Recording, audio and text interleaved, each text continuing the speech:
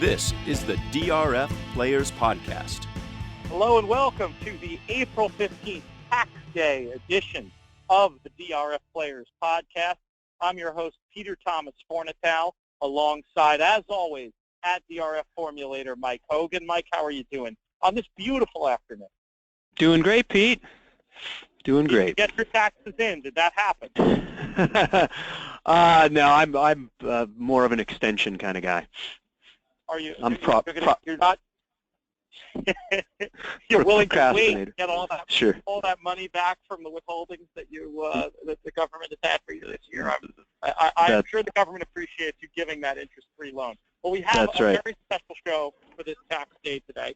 A little bit later on, we're going to have Jonathon, Kinchen, and Paul Shurman joining us to go over the 4 public handicappers. But before we get to those guys, I'm very pleased to welcome back to the show one of our favorite guests, not only for her backstretch insights, but also for her uncanny ability to pick winners, even to give out cold exactas as she has in the past on this show.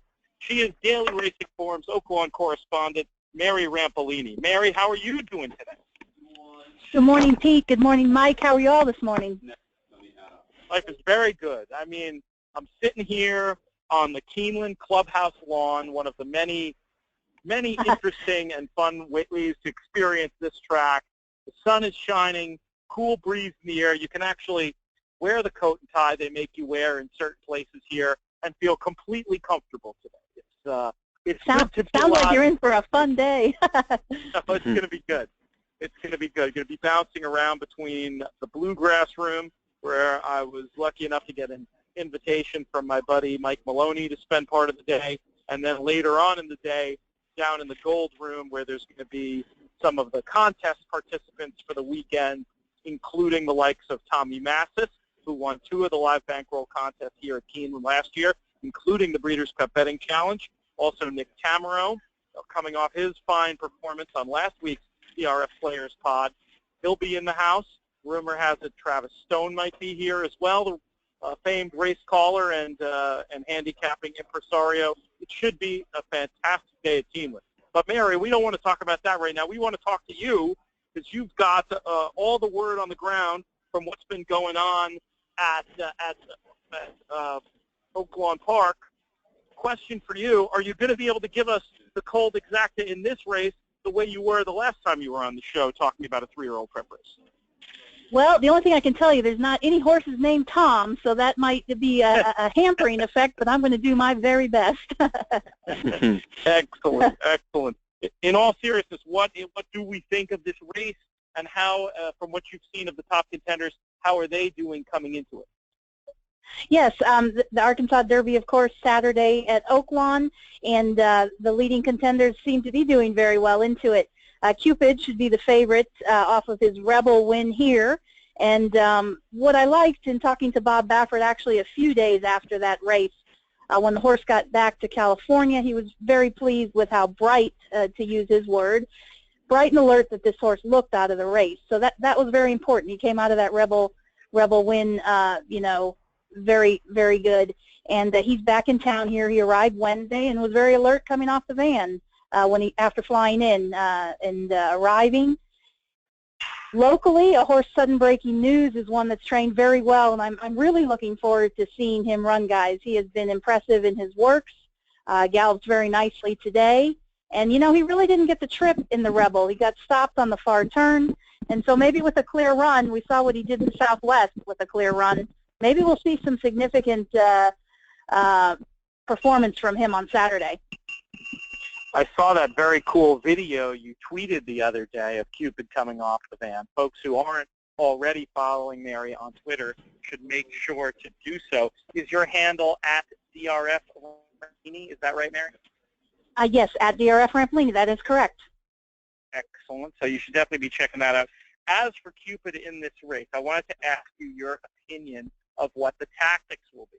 He's shown he has plenty of early speed, possibly enough early speed to clear in here, but with some other speed signed on, how likely do we think that they will employ rating tactics today, the kind that might serve him well in a few weeks' time in the Kentucky Derby itself?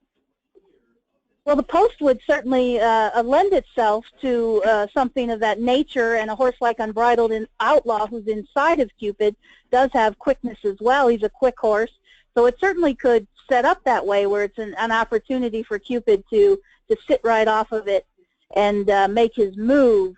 I could certainly see that happening. I will tell you the quickness that Cupid showed from the gate to get position in the Rebel was very impressive. So I will be interested to see how it sets up. Dazzling Gem is a horse with some speed, although he is shortening up a little bit from a 1 1/8. Oh, excuse me. He's been running the 1 1/8. Cupid's making that move to the 1 1/8. Mike, I know you had a couple of questions about this race for Mary. Why don't you jump in with those? Yeah, you know, I like Pete was focused very heavily on that Rebel, and it was interesting for me to note that not only did Cupid break a little slowly and then rush up and cut the corner and take the lead and hold on the whole way, all of his early pace pressure in that race essentially collapsed and finished at or near the bottom of the field by the time the race ended. I also found it interesting that none of those early pace rivals, Siding Spring, Mad Tap, none of those are entered to face him here again. So as you mentioned, Mary, I think some of that early pace is going to have to come from one that didn't face him last time. Do you think it's Unbridled Outlaw that's likely to get that early lead, or do you think that there's maybe another one that's going to try and gun it early? Yeah, you know, it is an interesting race. I think when you do look at it on paper, you know, Unbridled Outlaw, here's a horse that won a maiden race in 109 and change as a 2-year-old last year, and he has a front-running effort here on the track at Oaklawn. He shipped in here and ran on the Rebel undercard against older horses, and he showed pace. Just got overtaken in the late stages, really, in his first start since the Breeders' Cup. So a very big race from him. I would think he is the primary pace horse that Cupid might contend with. Cupid may just be quicker than him and gone, but I think Unbridled Outlaw has a good turn of foot as well. And you know, another thing, Mike, about Cupid's race is we saw him swerve a little towards the rail at the top of the stretch there in the Rebel, and you know, so he lost that momentum. And he recovered very quickly, showed his athleticism to recover, and further, he really turned back Whitmore, who came at him late, again having to recover at a key point in the race. So, you know, Cupid certainly is a talented individual, and like I said, from a pace standpoint, maybe he'll track Unbridled Outlaw, maybe he'll be gone. Yeah, and we'll talk about it a little bit later, too. I was almost seeing it as there might not even be as much early pace in here as Cupid saw in the Rebel, unless it's someone like Unbridled Outlaw who just goes. I think he might have been a little keen off that layoff, and from the outside post in that last start had to show a little bit more early speed. But I wasn't convinced that he was going to be the one gunning it early. I don't know. It'll be interesting to see how it shakes out. I do agree with you. It's a different pace scenario. I'm glad you mentioned Whitmore made that bold run on the turn and looked like he was going to go by Cupid. Wasn't able to do so at the end of the day. He's run some pretty good races this spring. How's he training from what you've seen and heard heading up to this Arkansas Derby? Oh, yes, he's definitely doing well, and, you know, he's kind of one of those horses. He's knocking on the door. He's certainly in the mix here today. You know, as a horse you have to consider. I mean, on Saturday, he's certainly in the mix. You know, just going back, he is a horse that does have some natural speed, Whitmore, as we've seen in some of his earlier races, although he seems to be coming off the pace of late. And just going back, you know, Gray Sky might be a horse that we could see some pace from on Saturday as well. But, yeah, no, definitely Whitmore is a player. We want to talk to you about some of the other action going on at Oaklawn this weekend. But first, I want to ask you about one final 3-year-old, one who we spoke about the last time you were on the show, not going to be appearing in the Arkansas Derby, but going to be making the trip to my current location of Keeneland. I'm talking about Synchrony, who runs in the Lexington. Have you seen or heard anything interesting on the Synchrony front since the last race? Well, yes. In talking to trainer Donnie Von Hemel following the horse's last start, he, at that point, wanted to move him off of the Oaklawn surface to a different surface. He felt he did not handle this surface. So as you see, he shows up today at Keeneland. So that was one point I thought was interesting, that he specifically wanted to move him, and he specifically chose to back off of him a little bit and just kind of just freshen him a tad and bring him back. So I think things are going according to plan. Excellent. Good to know that that's not it's interesting information, that it's not about ducking Cupid. It's a little bit specific to the surface there. So pretty good-looking card at Oaklawn coming up on Saturday. What race, is there a particular race or horse that you're looking forward to checking out? Well, yes, you know, guys, the Oaklawn Handicap just came up gangbusters this year. They increased the purse from $600,000 to $750,000, and they've gotten Melatonin, the Santa Anita Handicap winner. The Clark winner, FNX, is in here. He just trained this morning a little while ago. And you have the Gulfstream Park Handicap winner, Blofeld. So you have, you know, horses on top of their game coming in here. And I'm really looking forward to that race. Point Piper's a horse that could step up. Just a lot of nice individuals in that race. For folks interested in Mary's thoughts on the entire card on Saturday and every day at Oaklawn, make sure to read her analysis that appears in the physical daily racing forms, and it's also available when you purchase either the classic or DRF formulator version of the PPs. You can get all her thoughts.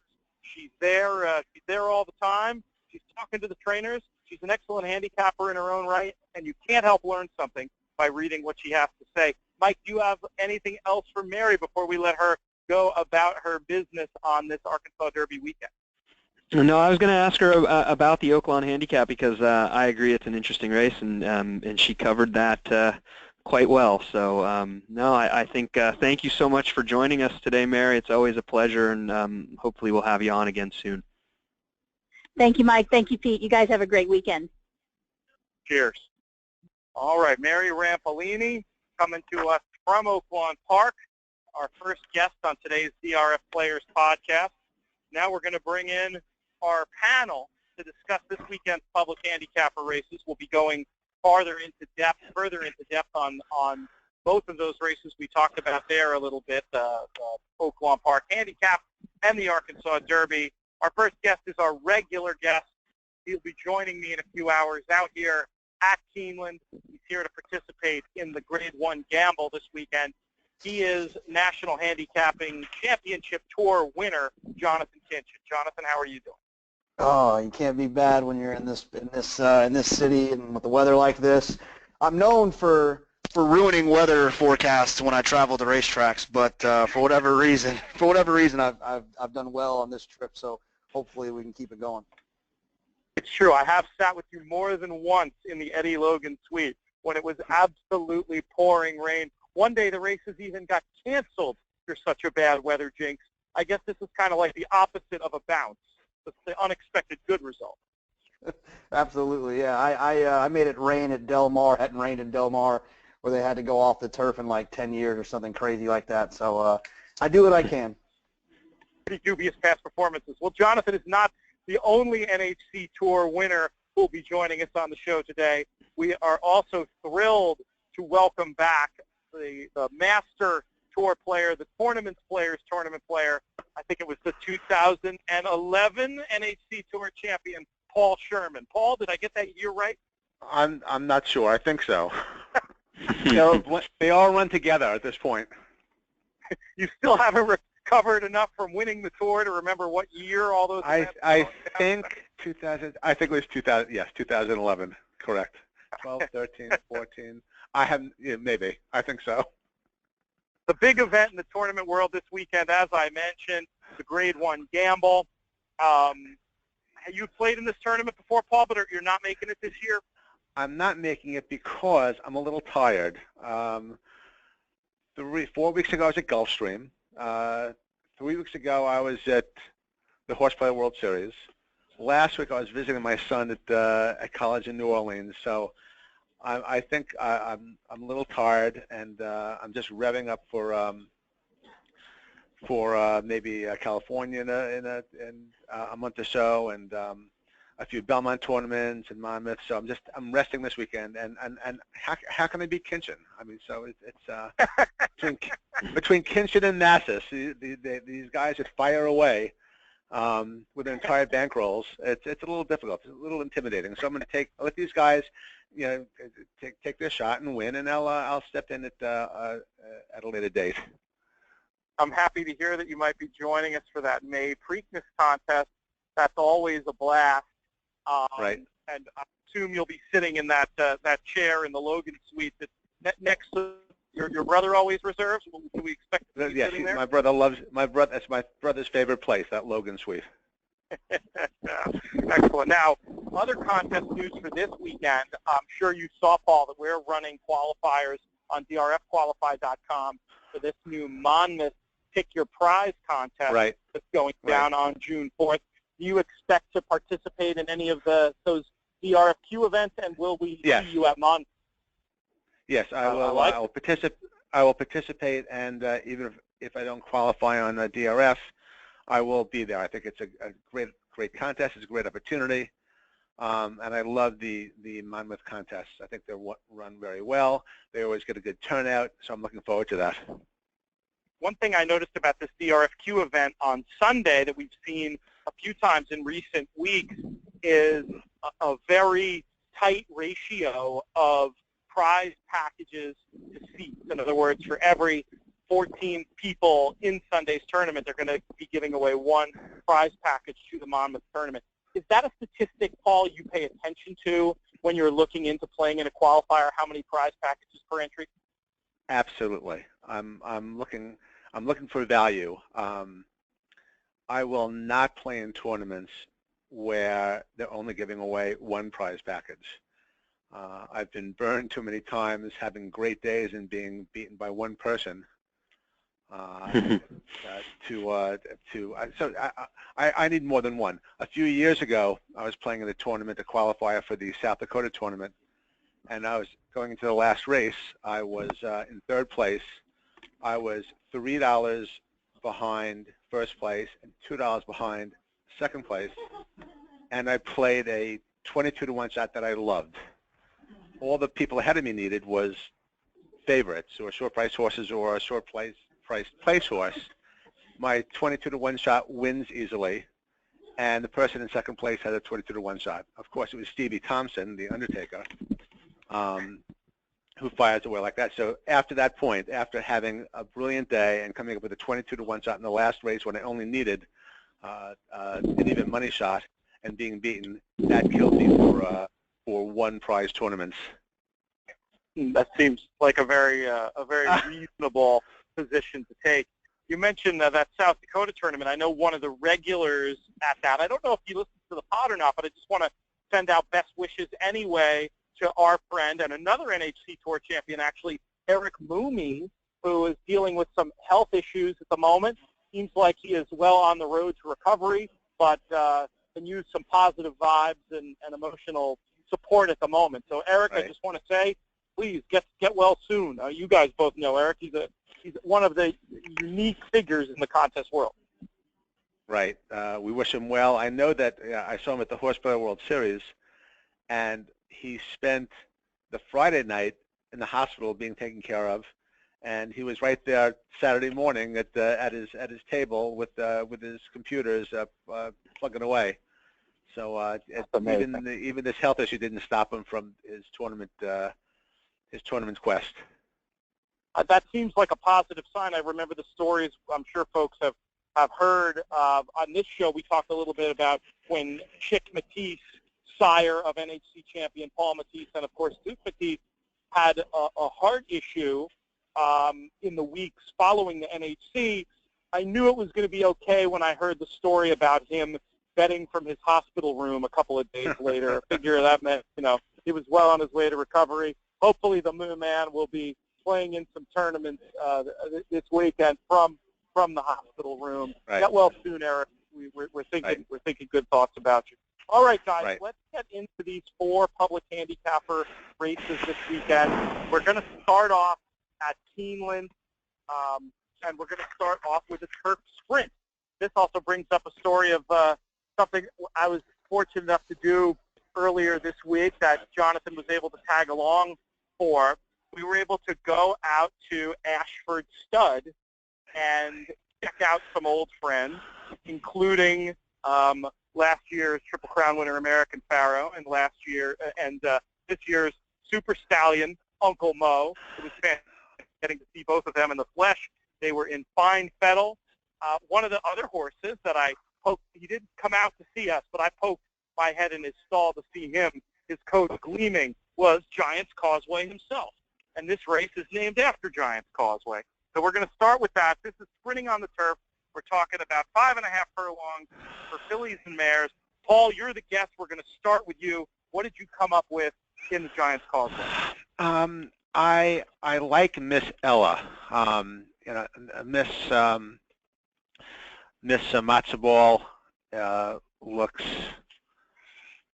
looks tough, but Miss Ella ran a very nice race sprinting at Saratoga, 5.5 furlongs last year as a 3-year-old.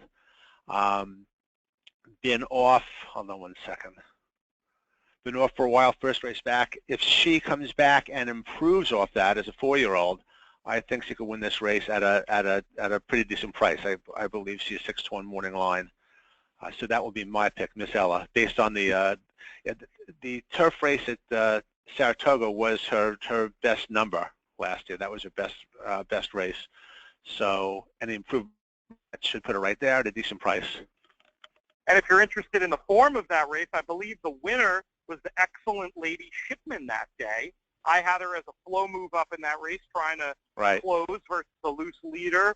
The work tab looks strong. I'm with you, Paul. Hopefully we're going to get something near that 6-to-1 on Miss Ella. Jonathon, we'll go to you next. The favorites in this race are going to be, I think, Miss Matzo Ball, who Paul mentioned, and also number 6, Jewel of a Cat. Are you going to go with one of those favorites, or are you going to be leaning in another direction here?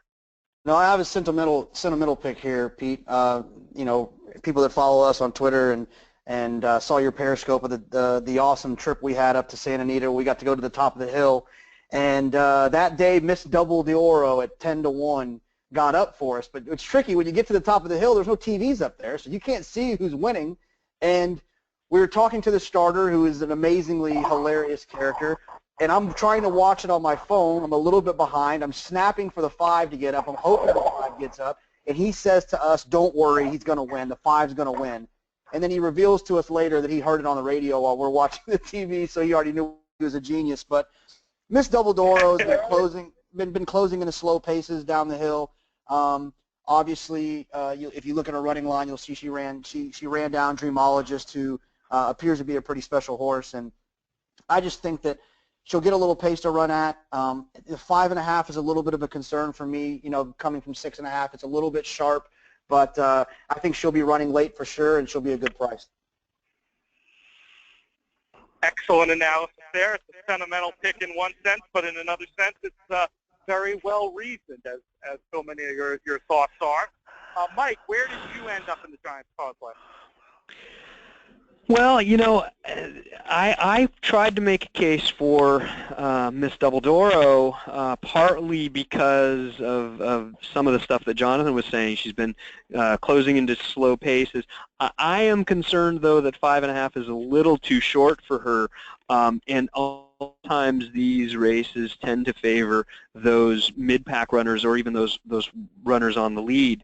And in that case, it might actually favor the horse who set the pace for Double Miss d'Oro to run at Tesla, who is potentially interesting here for Wesley Ward. I don't think she's my pick, but of the two, I might be a little bit more interested in her, and I think you might get an okay price on her.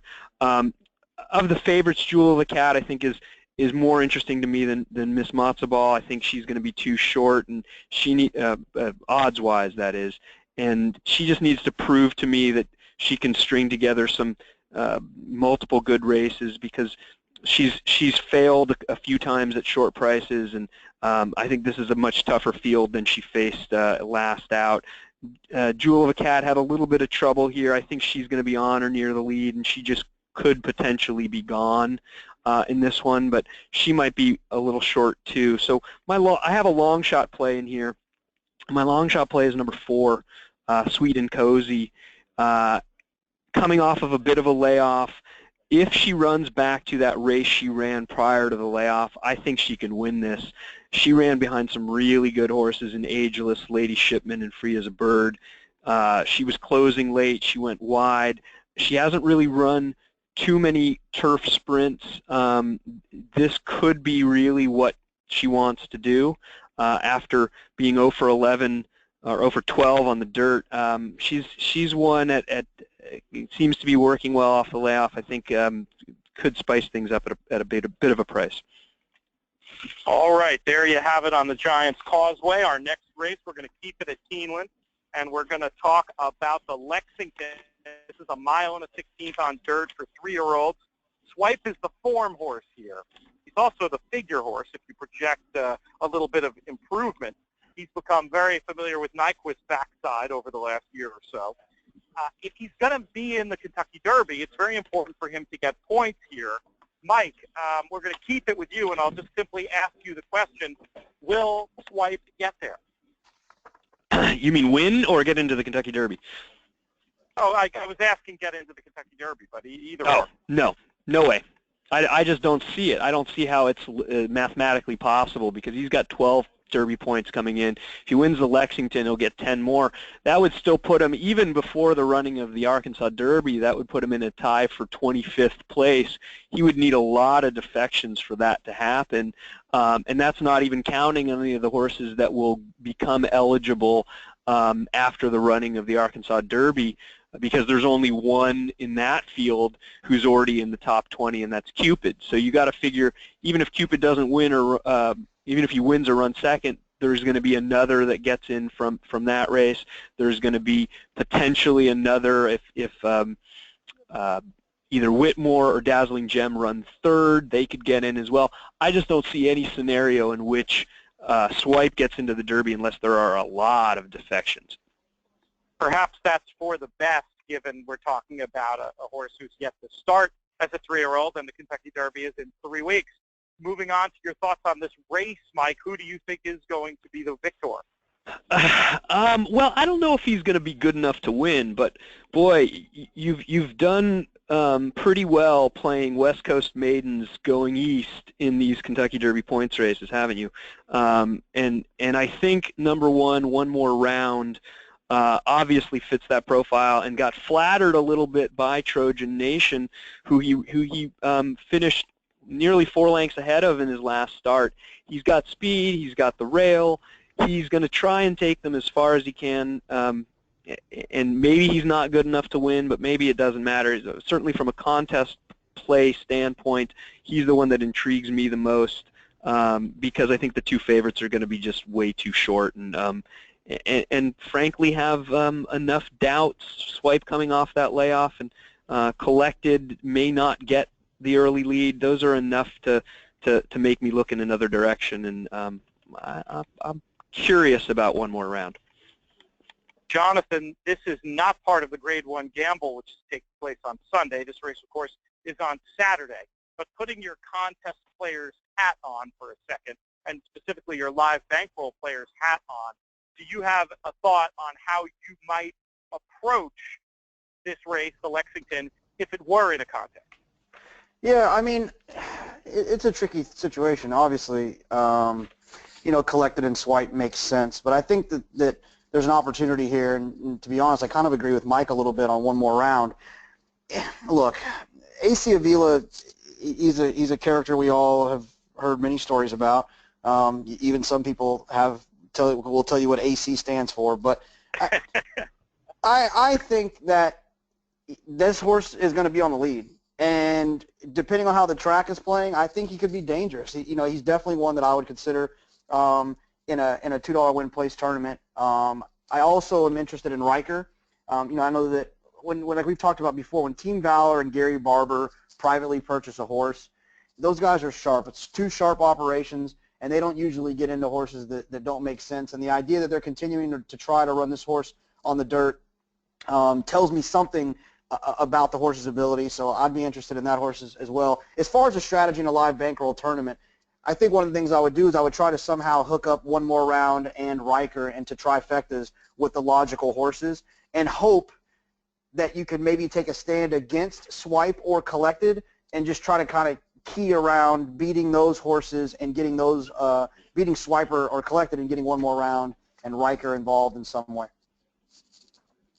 Paul, you are famous in contest circles for your deceptively simple axiom that the way to handle contest strategy is to play who you like. I referred to it again just this week on DRF.com. So when it comes to the Lexington, who do you like? Well, I'll give you a price. I think there's a lot of speed in this race. Direct Message has the best last race number. Could be sitting behind the speed. Shows a good close. What's it, 15-1 morning line. I have questions about Swipe. I have questions about Collected. I didn't mind. I actually liked Riker, but I think Riker might get caught up in the speed duel. I'm looking for perhaps Direct Message, who again had in my numbers had the best numbers last race, maybe to sit behind the speed and pass everyone at a big price. Oh, my horse, I don't have a super strong opinion about here, but I am a little bit intrigued by Synchrony, who I was speaking about with Mary a few minutes ago. What price, feel free, whoever has an opinion on this, what price do we think Synchrony is going to be in the betting here? I think he might be higher than the 10-1. I'm thinking maybe 15. more like, 12 to 15. Yeah, 15-1 probably. At that level, I could see messing around. I mean, this was a horse that was pretty well fancied, and just I love whether it's fantasy baseball or betting at the racetrack. I sometimes like to try to get stuck into these players where the bloom is off the rose a little bit, and they can get a little bit forgotten, especially if a pace scenario that's favorable to them might be in the offing here. So I'll cast a tepid vote. It'll become a more enthusiastic vote if you guys are right about the price being north of 10-1. Let's move on. Let's go back to Oaklawn Park and the two races we're going to be talking about there. We already discussed them a little bit with Mary. We'll talk about them now a little bit more strictly from a contest player's point of view. The first one we're going to talk about is the Oaklawn Handicap. It's a 1 1/8 on dirt for 4-year-olds and up. The favorite here is FNX. In his last race, he shipped across the country to run in a $1 million allowance race. You may know it as the Big Cap. He is an awfully talented horse. Which FNX are we going to see today? Jonathon, let's start with you. I don't know. I mean, obviously, I'm not the most patient person in the world. I think an intelligent person would wait and see how the horse looks in the post parade to see if he's gotten over the issue. I think he had hives. Is that what we heard? Yeah, he was covered in hives in the paddock that day. Yeah, so I guess that would be the intelligent move, is to find out how he's doing now and go from there. But for me, I was, sometimes when a horse slaps me in the face, I pay attention. And Upstart slapped me in the face in his last start. I thought he was a horse that was kind of over the top last year. I thought he got a lot of hype that he didn't deserve. And in the Razorback, he slapped me in the face, and now he has my attention. I think he's going to be pretty tough in this spot. I would not ignore Blofeld. It seems like for whatever reason, he's had issues throughout his entire career. They've always thought a lot about him. He's run some really big numbers, and it seems maybe they might have figured him out now and whatever the issue might have been. And so it's going to be one of those two for me. I made a joke on Twitter that if Frank Miramati's not calling the race, I'm not betting Melatonin. That was my favorite race call of the year. Melatonin puts him to sleep at the Big Cap. Good stuff from Frank, who will be, you can hear over the next few weeks up at Golden Gate calling their Turf Festival. Another friend of the podcast, Tom Quigley's going to be up there, I think, doing his paddock tweet thing during the Turf Festival. And it's also notable, their rainbow jackpot is getting up into a number that I think folks are going to be wanting to pay attention to. So don't let Golden Gate and Los Alamitos fall off your contest radar. If you're somebody who plays California regularly, there's going to be a lot of good action going on there in the West Coast, even while we have the little pause that refreshes at Santa Anita. Paul, we're going to go to you next for this Oaklawn handicap. First, I'm going to ask you a general handicapping question. Right. Not that many handicaps left in American racing. The big cap obviously is one. This is another one. Are you paying in your work any attention to the spread of weight in a race like this? I'm saying the spread of weights? Not at all. Correct. Not at all. I don't look at weights. Not even looking at it. At all.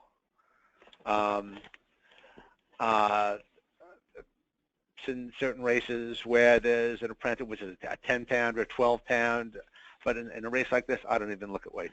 Not at all.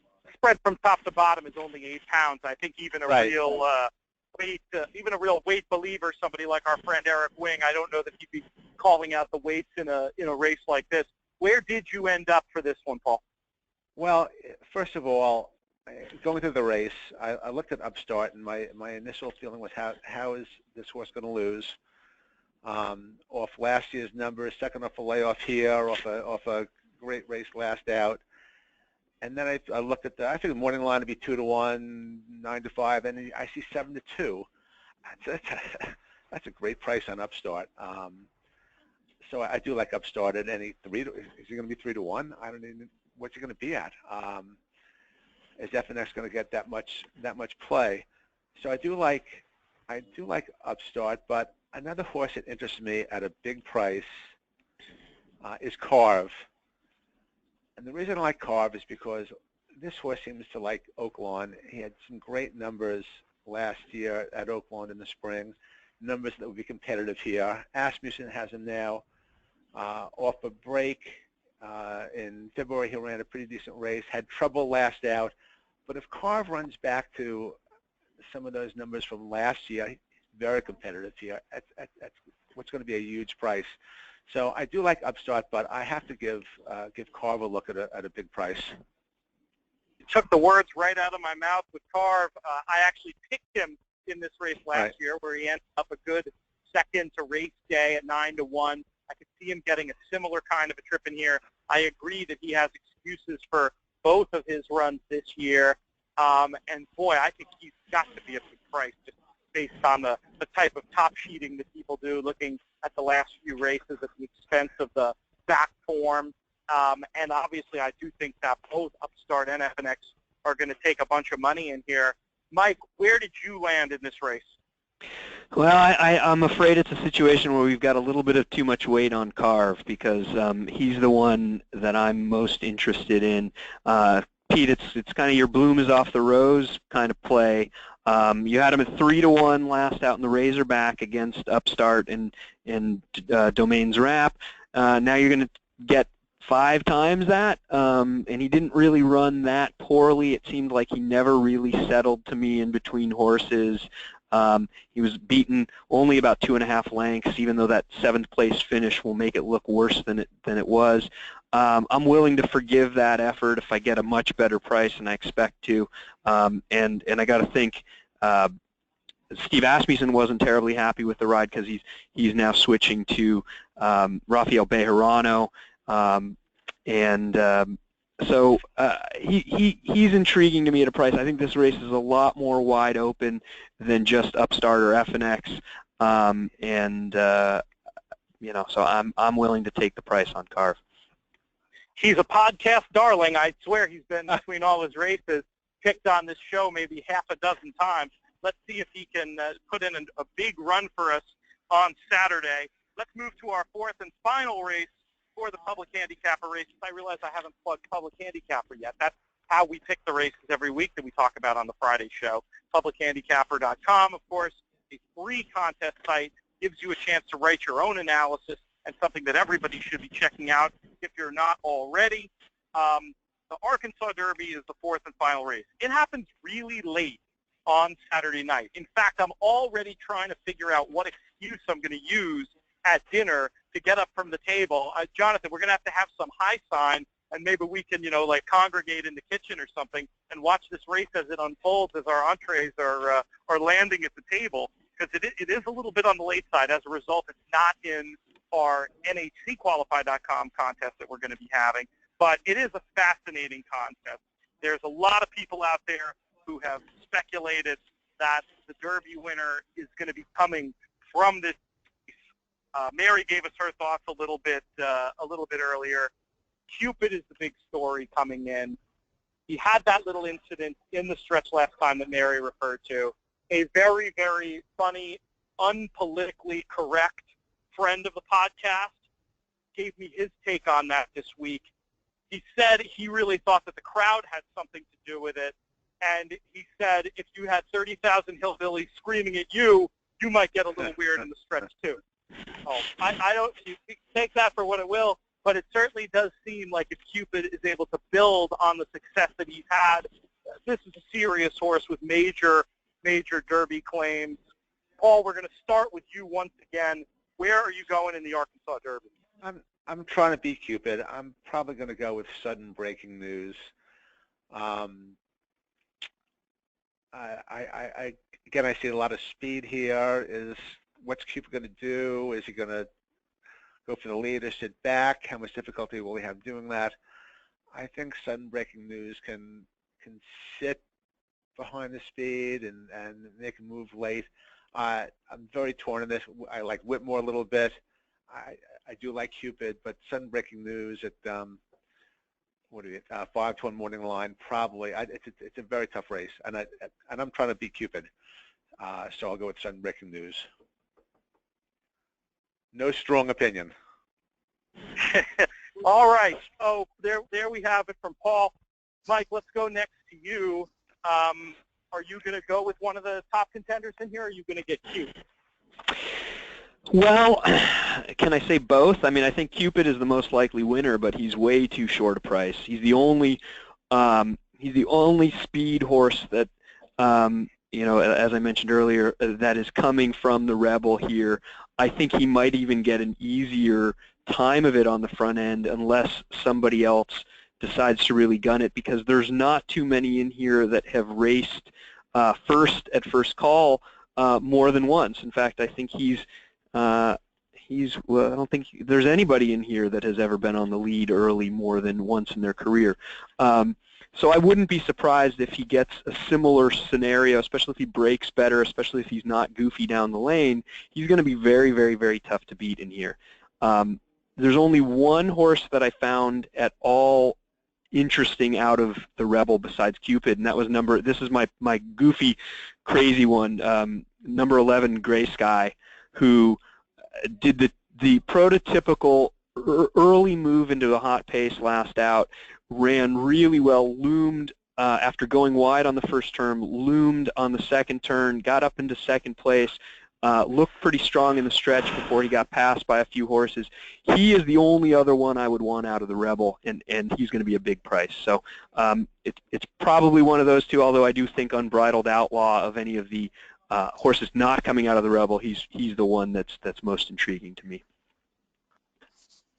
All right, Jonathan, what are you thinking about this one? My dad's nickname at Lone Star Park is Dusty, because he likes to pick the chalk, and they say the apple doesn't fall far from the tree. I think Cupid's the most likely winner of the Kentucky Derby at this point, based on his last performance. So to try to get cute and not bet him here, I think would be kind of silly. I envision him. I know he's drawn outside. I envision him getting the same trip that Bodemeister got. I mean, Baffert's horses are trained to break from the gate and go on with it, and so he's not going to have to be asked a crazy amount and used a crazy amount to get the front there. And I just see him getting a very similar trip that Bodemeister got in the Arkansas Derby.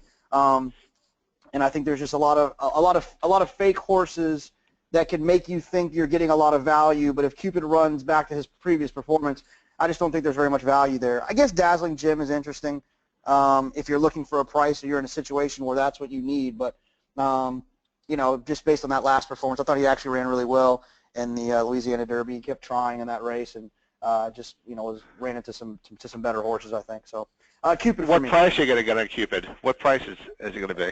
It's funny. Pete's going to laugh about this. I don't care. I'm going to single him and pick stuff. I don't care what price he is. I'm not going to bet him. I know. I'm just asking for it. Yeah, right. I have no idea. I'm so bad at this game. I have to text Nick on these questions because he's the smart one. Nick, what's the price? Or my buddy Eric. I don't do the math part.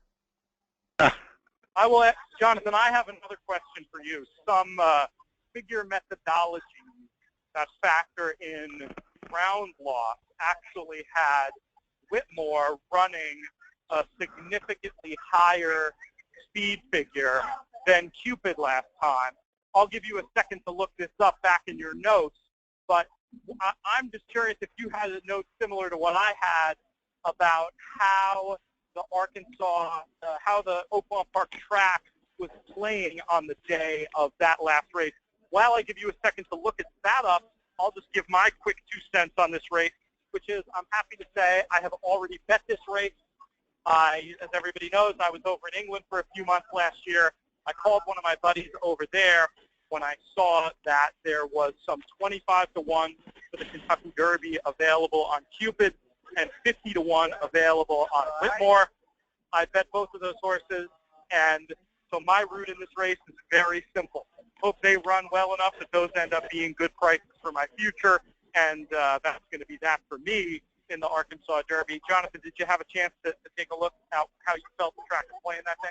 Yeah, I didn't really have anything on the track that day. I will say just in general, when a horse loses ground closing into a fast pace, I don't give that nearly as much of an upgrade as I think maybe some people might because of the ground loss. Because they're obviously getting a setup based on the fact that the pace was fast. They're outside. Yes, they're losing ground, but they're in the clear and they're being able to sustain their run without any issues. So, I didn't have the track being anyway really. I guess maybe if you had to pick something, you wanted to be on the rail rather than being outside, but nothing glaring. Gotcha. Okay, I was just curious. I think you hit the nail on the head though with your point about there's different reasons why ground loss matters and doesn't matter, and I think you're right. When the pace is like that, is a situation where I would sort of upgrade the horse and have the tougher trip in terms of pace and flow dynamics. To me, that's Cupid, but I still like Whitmore. I like the running he does around the turn. He's to me an interesting horse for Kentucky. Not no matter what happens on Saturday, but certainly even if he doesn't win on Saturday. All right, I was a little distracted just then. I'm not joking. Despite the fact that I had asked to sit in that area that I was doing the show from today, I had security guards come to me as I was hosting the show and escort me out of Keeneland Clubhouse because I was not wearing a coat and tie. So I was a little distracted. So if I forgot anything, if anybody hasn't had a chance to give their opinion or say something they wanted to say, now would be a good time. Coat and tie. I tell you what, that place is special. Coat and tie. I got a question for you guys. What do you think? I mean, I know we mentioned Dazzling Gem. In his debut, he beat a horse that he's facing again in American Pioneer, who's only raced twice and is coming off of his maiden win last out at Oaklawn. He's actually shorter on the morning line than Dazzling Gem is, and even shorter on the morning line than Unbridled Outlaw. He might be everybody's wise guy horse. Do you think it's a case where this is a lightly raced up-and-comer that still has some upside here, or is it too much too soon for a horse like American Pioneer? Paul, what do you think on that question? 2 races. First race trouble trip. Could improve off this number. It doesn't have to improve that much, but third time out, perhaps. Let me say. Not a strong opinion one way or the other. No, I don't. Yeah. Yeah. I mean, I think that's the case for him. Is with many of these, especially the ones coming out of the Rebel, you kind of know what you have, and maybe with American Pioneer, you don't quite yet. Jonathan, where do you stand on that runner? Sorry, guys, I was muted. Yeah, I mean, look, this is one of those races. This is actually a problem that I have, that when I fall in love with a horse, it's like I get tunnel vision, and I just don't think any other horse has a chance, and I get extremely negative on the other ones, and that's kind of where I am here. It's hard for me to make a case for some horses when I think that Cupid is so likely. And so I guess I would want, just depending on the price, maybe I would want American Pioneer if Dazzling Jim becomes Wise Guy and gets bet too much, which I think could happen. I think it's a tote board decision. All right, folks, I just got my cue to send us off today. We're doing my Old Kentucky Home here, which I think is going to be followed in short order by the national anthem. Just want to say thanks to everybody listening today. Thank you so much to Mary Rampellini. Thanks Paul Shurman, Jonathon, Kinchen, Mike Hogan. I'm your host, Peter Thomas Fornatale. Until the next time, may you win all your photos.